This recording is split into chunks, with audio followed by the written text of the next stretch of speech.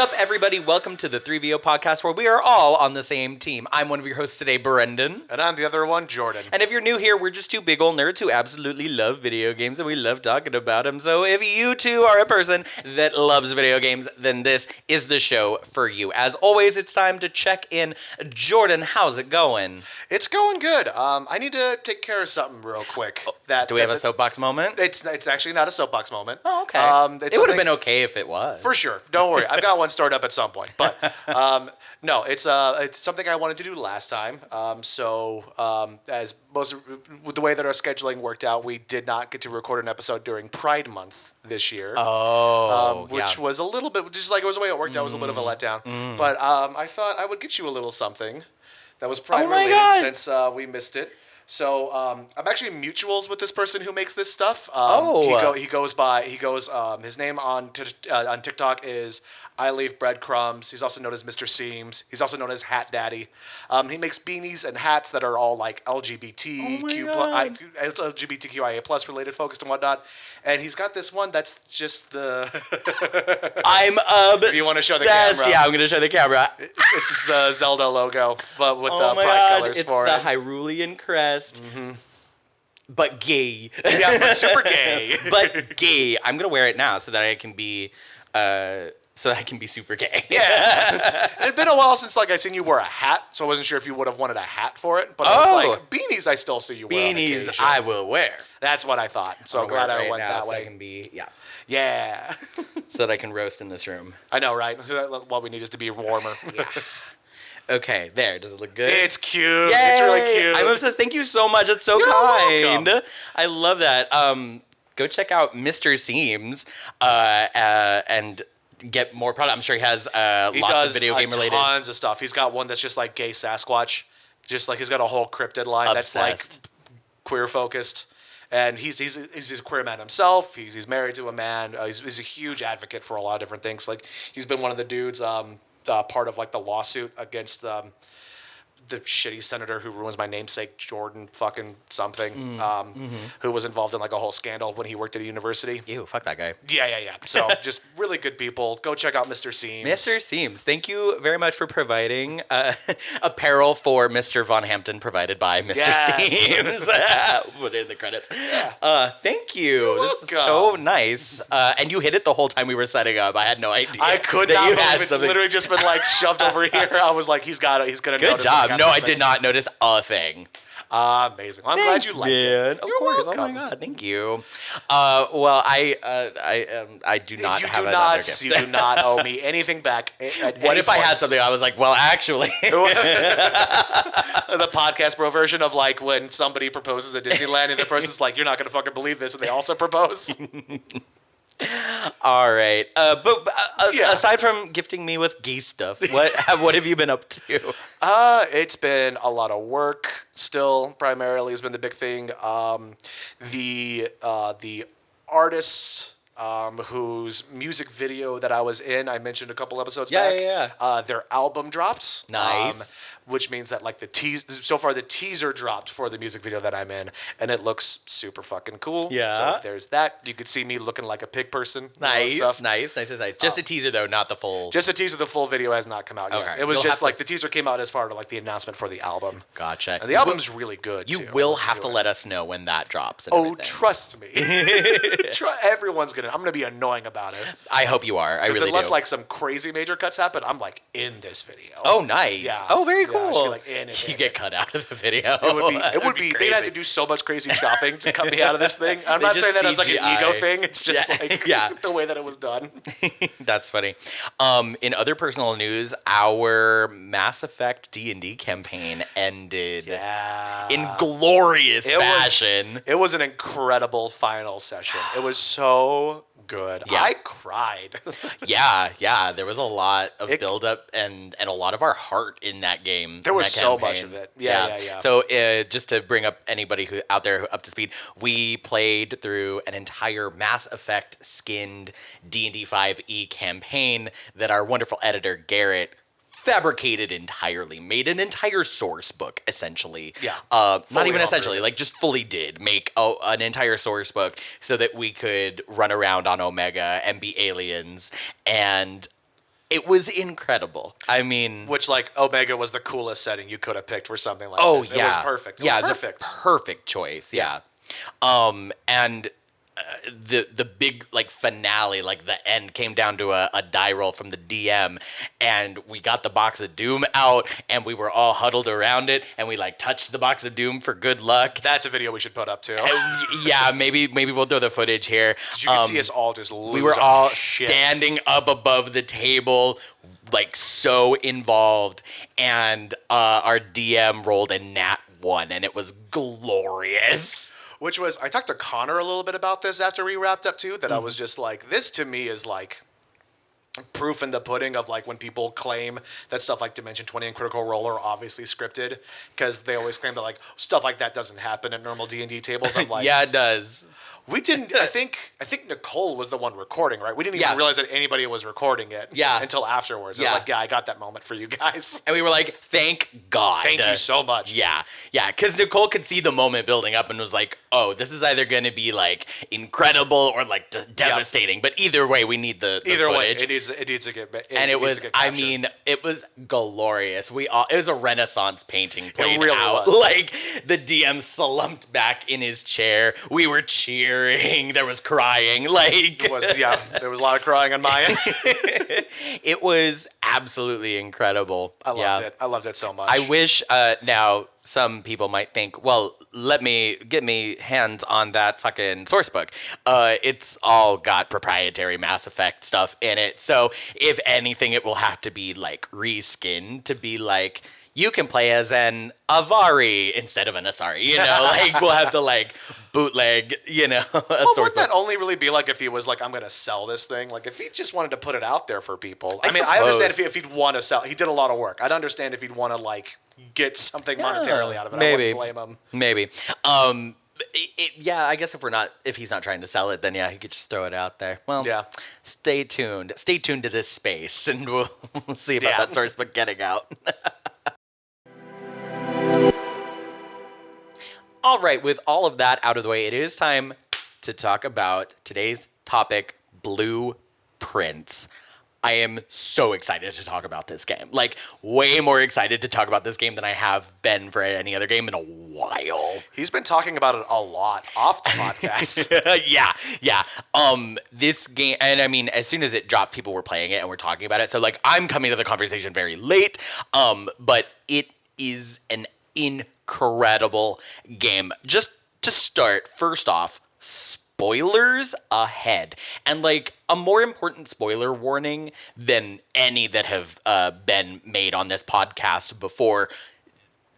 Like, we're going to talk about stuff and you will get spoiled. I will spoil this badly and you will be upset. If you even have an inkling that you maybe one day might want to play this game, tune out and go play it and come back to this episode later. You will be ruined and you will be upset, I promise. With that out of the way. Yeah, just tune out here. Yeah. Go play the game for like 4 months, because that's probably about what you're going to need, and then come back and listen to the episode. Right. Just to start, Jordan, what do you know about this game, Blueprints? I know that I saw it. I saw you playing it with a friend of the show, Nicole. Right. When I crashed over at your place a while back, and I immediately was like, "This looks incredible. This looks amazing. This is never going to be something that I play." No. This Which is so why I'm going far to out of my wheelhouse. Which is why I'm going to ruin it all entirely for you. I Yeah, know yeah. you're not going to play this game. Yeah, it is something that I'm curious about, and if it Yeah. were, and if I, it's one of those ones I saw. I was like, oh, I wish this would be my thing, because this looks really, really cool. And if there was like a puzzle game like it, and there was like a puzzle game that I could get into, it would be this, because it is still it looked very narrative focused. There was a lot of like world building to it, which I really enjoy. So if there was one I would love to get into, it would be, but I know that I would never ever actually have fun sitting down and playing it. I understand. I understand entirely. Yeah. So we're talking about blueprints. That's BLUE, the color. Prince, like the son of a king and queen. Blueprints. There's a lot of double entendre, but I wanted to be clear. So this is a game that came out earlier this year, developed by one guy. Yep. Like, with some help, obviously, like with some like art and some of the music, but like, he developed the game. Yeah. He's a solo developer. The name is, it's Tonda, Tonda, first name. Last name, Ross, Ros. or Ross. I'm not sure. Tonda Ross is what the pronunciation I'm going with.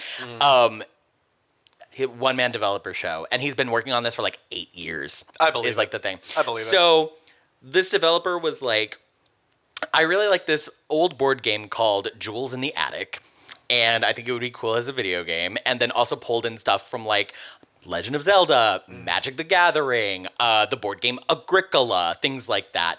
And was like, because in Magic the Gathering and in Agricola, there's like a drafting sort of function. Yes. And that's like one of the main focuses of the game is drafting. In the idea of like you get a selection of items and you get to pick like one of them. That kind of drafting. So let me get into the meat and potatoes. Blueprints is a first person puzzle adventure roguelike. Weird combination of words there, huh? An interesting combination of words. Yeah, to say the least. So, roguelike, watchers of this show will recall, is a game where you kind of like start at the beginning with kind of nothing. You go as far as you can. You get, boosts, upgrades, knowledge, etc. And then at some point you will run out or you will die or what have you, and you'll have to get set back to like the beginning and you start again with whatever you were able to collect or knowledge you were able to gain to help you get further in the game. That is the central focus of this game. You are the grandnephew of the former owner of the Mount Holly estate. You arrive because your uncle has passed, and you are able to inherit the estate if you are able to find the fabled 46th room in the estate. That's the idea. So it's a challenge set forth by your uncle. You have like an indefinite amount of time, but you have to find the 46th room of the 45 room estate. This sounds like it could also be a board game.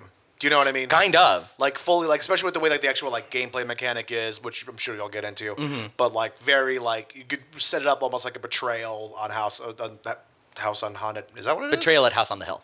Betrayal at House on the Hill. Thank you. Yeah. But just like with the tile layouts and stuff like that, just like I could totally, but like a little bit more competitive because you'd have other players involved and stuff. But it's so interesting to try to be like, well, how do I make this into a video game? And like in a single player video game too. Yeah.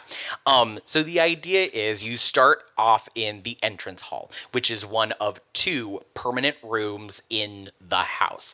The house is set up on a grid of 5 by 9 room, like squares basically. So like kind of like a chessboard, you could kind of think, right? Yeah. But just 5 by 9, and the entrance hall is the bottom middle room. That's where you start every day.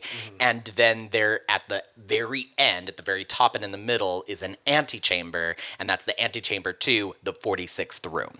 So you start out and you're like, okay, I need to like get to the end. The way you do that is you open a door in the estate to a room that you haven't discovered yet that day, and you're given a selection of 3 rooms to choose from a drafting pool. And so when you start off, you don't have like all of the rooms available because you have to do things to unlock them, solve puzzles, earn items, things like that. But essentially you build the house out as you explore, and you have a certain number of steps every day. And whenever you cross like a threshold, you use up a step, and when you run out of steps, your day is over. You have to like call it, and then you're taken out of the estate, all of the rooms disappear, and the next day you start at the entrance hall again with nothing in the house. It's the issues for me with roguelites. It's the full start over that I'm like. Yeah. I have a question about the in-world mechanics of the game. Yeah. And if not, it's totally fine. I'm just curious. Is there like an in-world explanation for how and why the house resets every day? Or is it just part of the mechanics of the game? Magic, man. Totally cool. Totally cool. Cause magic. Got it. Yeah. It's sort of like an alternate-ish like reality where there is like some level of magic. It's vague. For sure. It's vague. I think it's vague on purpose. Like, play the game, man. You know? I'm totally fine with that. I was just curious if there was. Totally. I don't think everything needs an explanation. No, totally not. Like but there are like in the game you can discover books and like other manuscripts, and some of them are like Drafter's Digest. Here's how to draft your home. So it's like it's an in-world like thing, you know. Yeah. It's not just like this one estate in the world. It's like Yeah. a thing. Anyways, so you start out and your goal is to get to that, you know, that last room, because you're like, well, that's how I get into, you know, the 46th room, because it's behind, obviously it's going to be behind that northern door in that last room, right? So that's pretty clear. The first time we got to the antechamber, because I played this with a friend. I played this with Nicole, friend of the show, and thank God I did. Yeah. Playing this with a friend was the best thing I could have done for this game. Play with a friend and take notes on everything. Everything. And when he says like take notes, like he means literally writing things down. They were taking like pictures of the screen and Yep. saving them for later. Yep. The most like again, totally get why you love that. Yeah, yeah. No, from the outside, it's neurotic, and Yeah. I get it, and I agree. But There were moments watching, because again, I was over here watching him play for a little bit. There were a moment where it was full on getting like Pepe Sylvia levels. Like one of them would just like go up to the TV and be like, "No, but if we draft this room for here, it'll get us over here." there is a video that exists of me and Nicole this close from the TV screen that our producer Caitlin took, and us just getting very involved with this game. Well, okay, well, here's the thing. There are clues and puzzles and things that you do not realize until it is way too late. This is how people think that video games will like brainwash kids. This one will. Yeah, no, okay, so at one point throughout the game, you're getting clues and you keep running into dead ends and you keep going, okay, we need another clue. I need to know something to propel me to the next like spot. And we had purchased a book from the bookshop, which is a hard room to find because you can only draft the bookshop when you're in the library. Of course. Which means you have to find the library, and then Yeah. anyways, and it's only maybe it'll come up, you know, because you Right. only get to look at 3 options out of your whole draft pool. Anyways, so you have to find the bookshop, then you have to purchase this book called A New Clue, and then we're going through the book, and we were like, okay, flipping through, and we were like, what does this mean? It doesn't mean anything. And then on one of the pages, we discovered that there were tiny little numbers that were like kind of grayed out. They were very faint behind some of the words, only on one page. And then that spelled out a message for us. So. There would be a remote embedded in my wall. Are you kidding me? Reading a Yeah. whole book and then realizing that they fucking Santa Claused it with a secret message up in the top of it in grayed out letters. And that was only one of the clues in that book. That is really cool. I would be so upset immediately.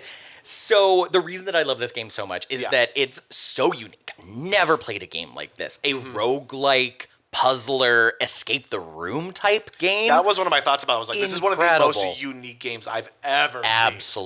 Absolutely. And what's cool is there are more than 46 rooms to discover, but you can only at max have 45 in the house. Now, we've never had a run where we have put a room in every one of the tiles. That's it's an achievement. You can get a trophy for it in the game. Right. We were actually playing earlier today, and we got very close. We had all but 2 tiles filled in. But the thing is, not every room has 4 exits necessarily. Some of them are dead ends, and some of them are T-shaped. Anyways, so you're not guaranteed to like fill everything out. You will run into dead ends. You will like close out your run, or you will be like, as you get further along in the estate, you're more likely to run into doors that are locked. So you have to find keys. There are also like rarer rooms that cost gems to build, so you have to find gems, and then you're trying to buy stuff, so there's coins, so there's like some inventorying that you're doing in this game. There's also a bunch of items like a shovel, and you can like dig up some spots and find stuff like Yeah. that'll help you. If you find food, that'll give you more steps for the day. And there are rooms that like help with that too, like the dining room can give you a meal, which will give you steps. The kitchen also has like snacks that you can buy, things like that. Anyway, so it's a really, really robust, fleshed out game. There's tons and tons and tons of rooms. And each one is super unique, and each one has like kind of clues to like other things. One of the things that was so cool about this game, and we discovered there was something going on really quickly, is in the entrance hall there are these two black and white kind of sketch portrait type things. One of them is holding like an ace, like a playing card, and the other one is like it was like a person's face. So face and ace.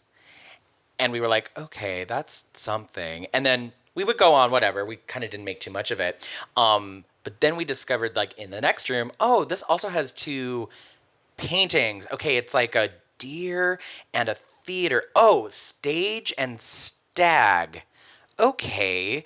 And through playing, we realized that the portraits in each room were always there, but the portraits would change depending on where in the actual grid that room was. So the stage stag room was always at one particular spot. Ooh. And like the entrance hall is always permanent, but that's always face ace.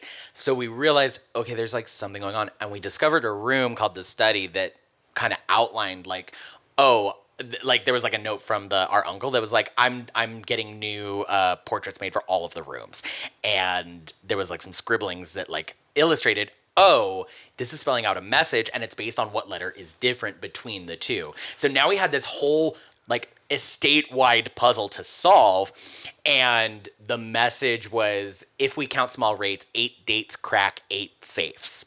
And so that was a clue for these safes that we were finding. Oh, all of them open by putting in an important date in them. So anyways, crazy amount of puzzle building in this game. Yeah. I know. Does that make you shit your pants? It's really fascinating. And the thing I always think when I think about stuff like this is like I talk shit about like puzzle game stuff, which is funny because I love escape rooms, which are just like huge puzzle rooms. But just like this to me is that like where my brain function is just fascinated. But I'm just fascinated by the way like certain people's brains function, because it's just like this feels like it was just like this like simple concept to start with, right? Yeah. Of just like build out the house, discover rooms, get to this secret room here, and then just from there, just like the layers that this person has added to like each step of just like, well, now I'll put kind of like this puzzle in the way and this puzzle in the way, and then like it's going to expand out to this and this and this. It's just like it's so cool the way that some people just like start here and then just like and just like it seems like he's just adding layers to it as he goes along, basically. Yeah, exactly. Throughout playing, we were also able to find permanent additions, things that always stayed in effect. Yeah. Because there were some things outside of the estate that we could also interact with. So eventually we found like an elevator that takes us down to like the nether regions of the estate. And also we were able... The grundle of the estate, sorry. Okay. We were also able to drain the fountain. There's like a round fountain that's full of water at the opening of the estate. We were able to drain it, and then there were stairs down it. And we were like, the fuck is that about? And it had like a locked door that like needed a specific key. So we were like, oh, okay, can't do anything with this yet. Gotta go find this key. Like every time we played, it was like, okay, add another thing to the objectives list, because like there's just like a never ending string of puzzles. And we have gotten to the point where we have found the 46th room and like beat the game. Like we got the credits. Right. But there's so much more. Yeah, there's so much more. So these saves, we were finding these saves and we needed codes to like crack them, and we were having a hard time. But finally, we started opening them, and each one had a letter in it, a red letter. And we knew that there were going to be 8 of them, because 8 is like a really recurring theme in like kind of all over the game, and. We knew that there were going to be 8. Also, the message: 8 dates crack 8 safes. So we knew we need 8 dates that are important to crack these 8 safes. So we've got 6 of them so far. There's 2 more that we need to find. Let me take you a little bit through our Yeah. experience. Okay, so we know that we need to get to the antechamber, right? And through playing, we get very close and we get to the antechamber and we realize there are actual like slabs in front of all of the entrances that can't be opened unless we pull a lever somewhere in the house. So there's like a lever for the like one side entrance in the grand hall and one in the secret garden, which is also hard to find because you need a special key to find it. And then one in the greenhouse, which only appears on the east side of the house. You know, things like that. There's a lot of like rules that are not really clearly outlined as far as like the rooms are considered.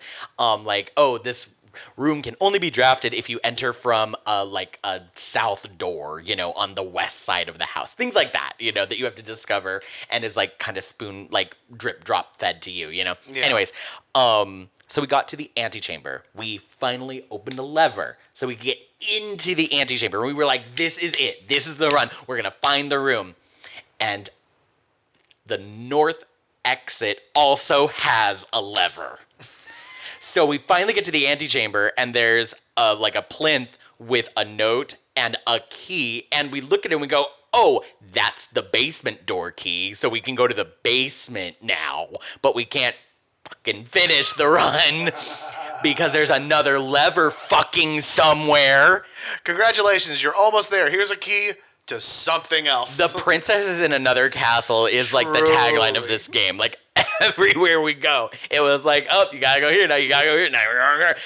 Everything, and like it was frustrating, but it was like, oh, you know, like Yeah. it was really, really fun to uncover all of the puzzles and solve all of the things and see all of the connections. It's a very, very layered game. Things that you don't think are important are, which drives me nuts. There were notes that we were looking at. There are like some instructional notes, like in the like more basic like beginner rooms that kind of outline the game. Like, oh, to draft a room, you get 3 selections and then you pick it, but whatever. You know, it's very like, okay, that's the developer helping us as the player know what to do. Okay. Yeah. And they were like black notes, so they were very different from all of the other notes in the house that we were finding. And we were like, okay, we don't need to look at those anymore. Surely. Yeah, it must be good. Must be good. And then we were going through and we got that book, A New Clue, that was like, it like had books in one of the drawings in the book. And they had, there were like 4 books stacked up on top of each other, and they had weird titles, and we were like, those are really weird. And then we realized that all of those titles were anagrams for books that we had already found. So we were like, oh, that's that book. What does it mean? And then we had to go find those books and look at them closer. And we were also pointed towards these notes that we thought were nothing. We looked at them again and we went, oh, that word is all lowercase and in a different font. What the fuck is that about?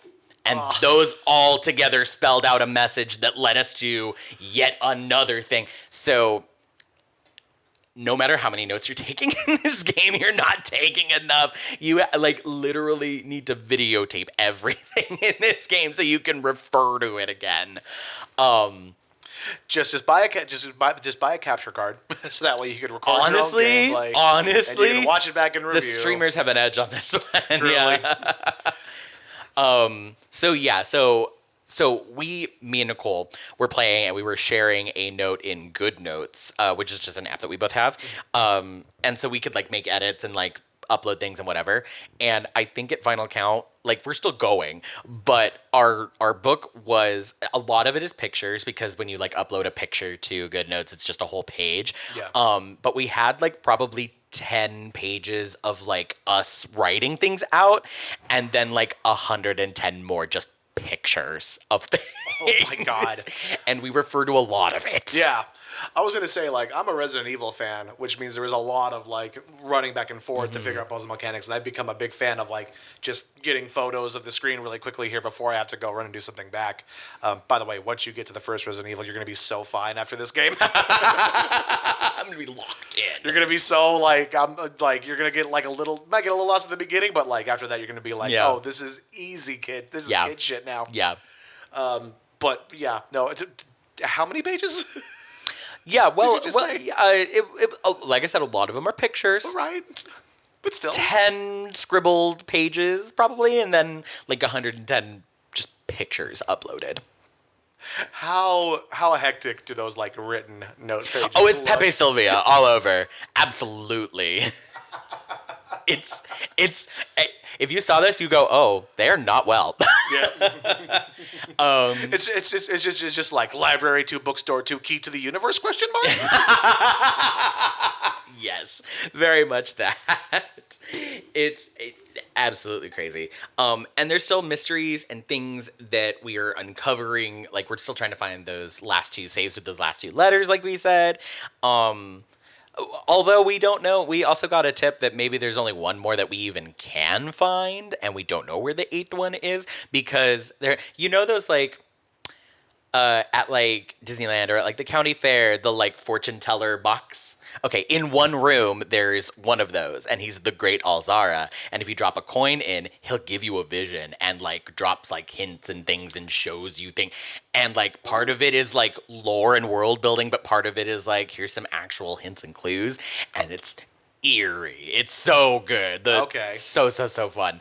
Um, so we're still uncovering things. But in one of those visions, he said, I see 8 pedestals and 8 red envelopes, but one is missing." Like so, Right. like a red envelope you will not be able to get. Things like that, and we're like, "Okay, Alzara, thanks." Like, Really cool to like want to get a clue and you're just like, hey, there's this thing. You're not gonna find it. It's like, for real, thanks, man. for Like, fucking real. A great experience all around. We're having the best time. It's so fun, and like I said, we got so involved in the puzzle solving. There's a lot of lore too, because a lot of what you're uncovering is like the backstory of the estate and your mom, who like went missing or died maybe, but didn't, Yeah. and was involved with like there's like history of like this country was in power and then they got kind of overrun and taken over, and then your mom was running with people that were like trying to like bring back the old country and things like that. And then at one point we found like the old abandoned castle of the former empire under the estate. Yeah, there's so much going on. I know this sounds crazy. It's Pepe Sylvia, I get it, but yeah. First of all, underground castle sounds awesome. I'm yeah, not gonna lie. yeah. It. I just like of all things, I just didn't think that like geopolitical stuff was gonna get involved in all this. You know. Because your mom was Carmen San Diegoing it apparently. Exactly. So yeah, we're having the best time. I can't recommend this to anybody enough that is into puzzle games or roguelikes or anything like that, or just wants the challenge. Uh, it's it's a great time. If I can, I'm Yeah. gonna give it a shot. Yeah. Just to see, it. because this also seems like something that I'd be happy to just like. Obviously, I need to stay somewhat focused. I need to take notes, but like throw Yeah. on like a casual podcast and listen to just like while I run Yeah. around and stuff. Because I do okay with stuff like this if I can kind of distract my brain. If it's like my singular focus, for some reason I have issues with it. But if I can Interesting. like kind of distract myself a little bit outside of it, Okay. I have something else going on, I can like. I've realized Yeah. it's the way I am with books. So like I'm not the biggest fan of like sitting there and reading, but if I can audiobook it and like walk or do something else or drive, Sure. I can get through a bunch of shit like that. Sure. So I just need like something else happening. So it's just like it's tricking my brain to think I'm not wasting time. Yeah. like because I could be doing something else. Arguably. Yeah. Pick up Blueprints. Go play it. It's on the Game Pass, so it's free if you want to play it. If you have it. Yeah, I'm sure you do. I do, but again, my Xbox has been so wonky. Oh no, yeah, it's- no. I know, I know. Ooh. It is also on PlayStation. It wasn't super expensive when I looked at There you it. go. So I think it's on Switch too, to be Yeah, honest. it's I think it's like one of those like on everything kind of Yeah, games. it's a indie studio and like a solo developer, like I said. It And was gonna be the other thing too. Is like go support an indie developer and a solo Absolutely. developer. he is like a LA-based cinematographer, animator, developer, like all-around artist and cool guy. Yeah, love Yeah. that. Yeah, I Sweet. know. Yeah. Yeah. So go check out Blueprints. Go pick it up, play it, and let us know what you think about Blueprint. I was doing so well there. You did great. Let me take that back. Right up until the end. Go pick up Blueprints.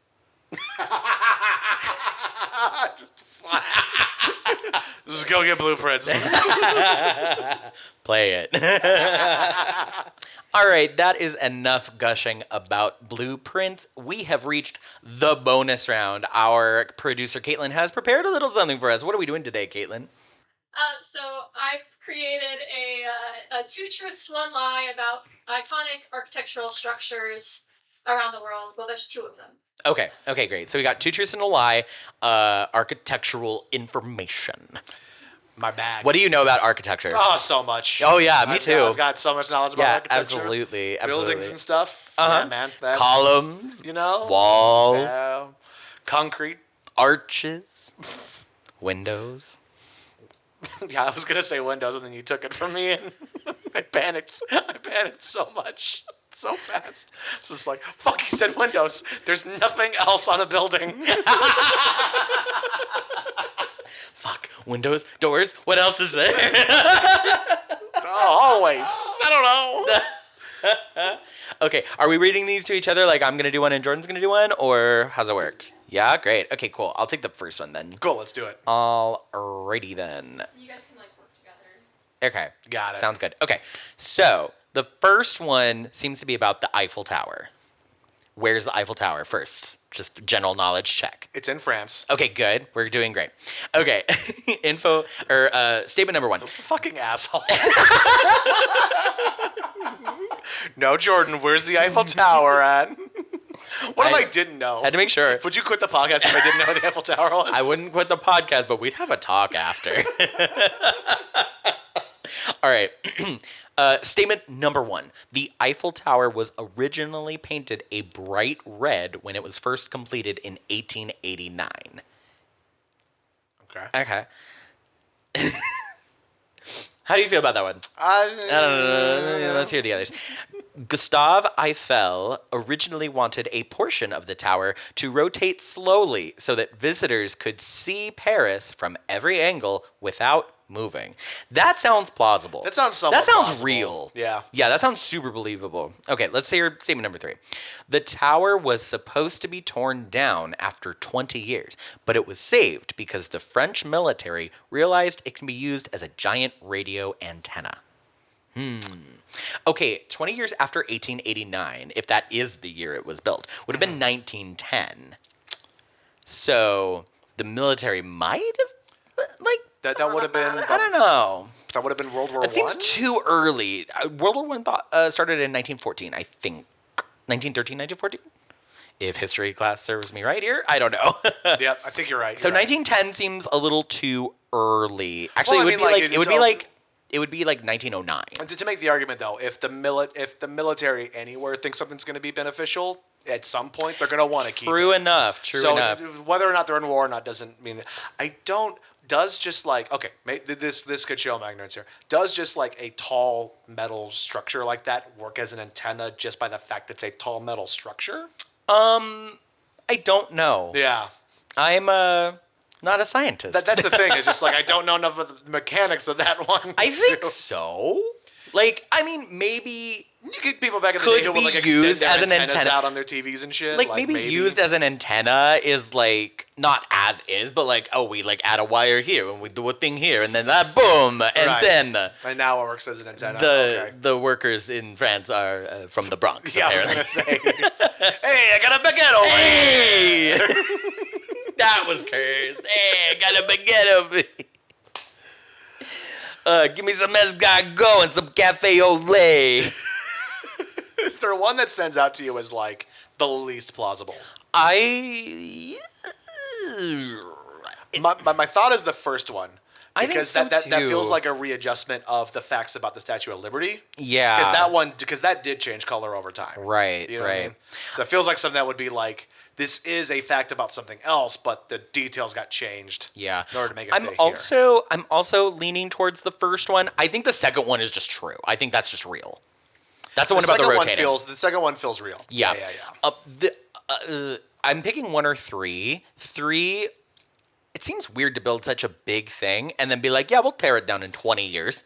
Yeah. You know? Yeah. So why? Yeah. Why bother? Especially something that large. Yeah. What are you locking in?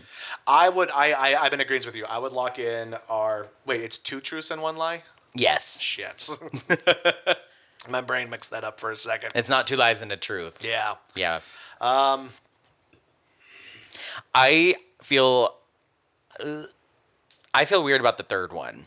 Yeah, the third one feels weird to me. You can lock in a different one. I am going to say. You know what? Yeah, I'm gonna do that. I'm gonna say.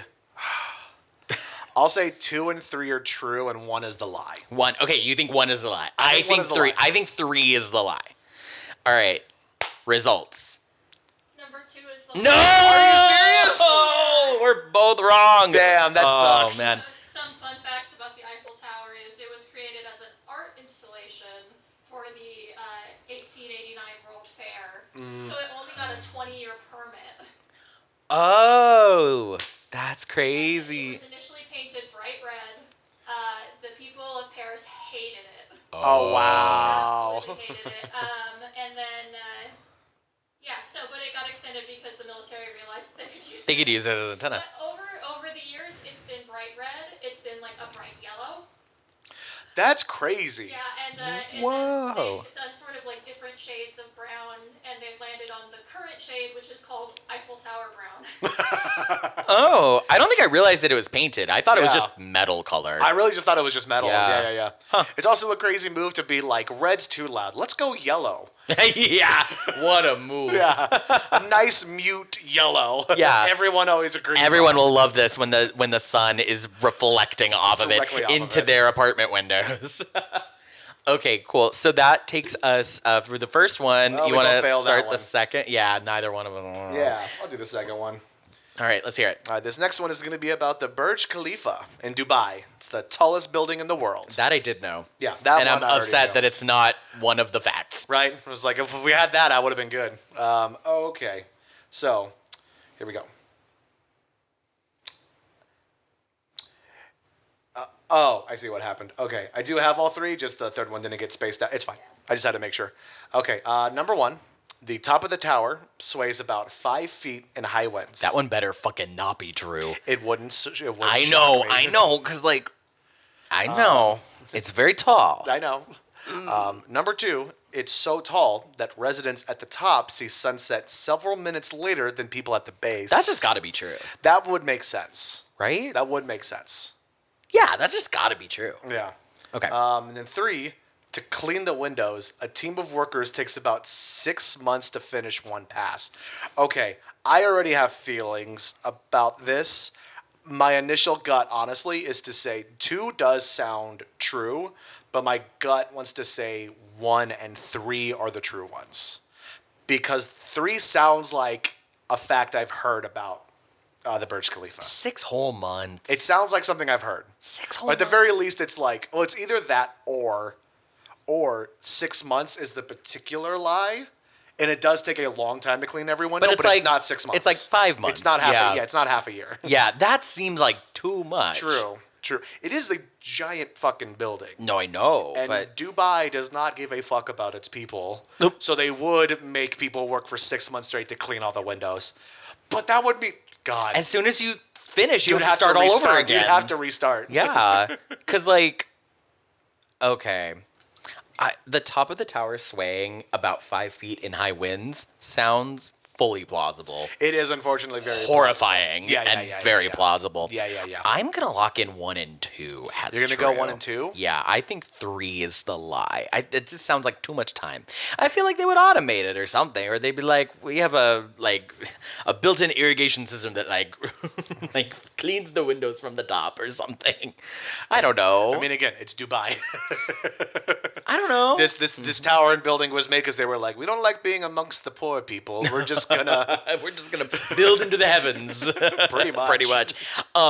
Yeah, I feel good about it though. I'm locking in 3. What are you locking in? I'm gonna lock in. Oh man, it's tough. It's really tough. You think 2? You were saying 2. That's just got to be true, because if you're at the top, you can see further over the horizon, so the sun setting would take longer.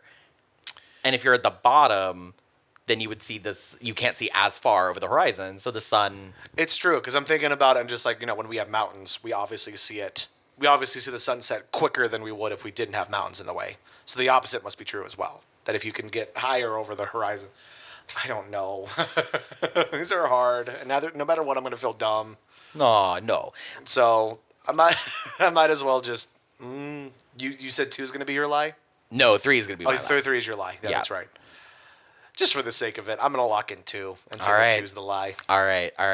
I think we're ready for the results. So what's true, or what's a lie? The lie is 3. Ah. Should have figured. You were exactly right. It takes 3 months. Oh, okay. It's still a long time, but Still that's horrendous to make people Yeah. do. That's Yeah. still awful. yeah, 3 whole I'm months. sure it's true where they just have like full-time people and they start from the beginning Yeah.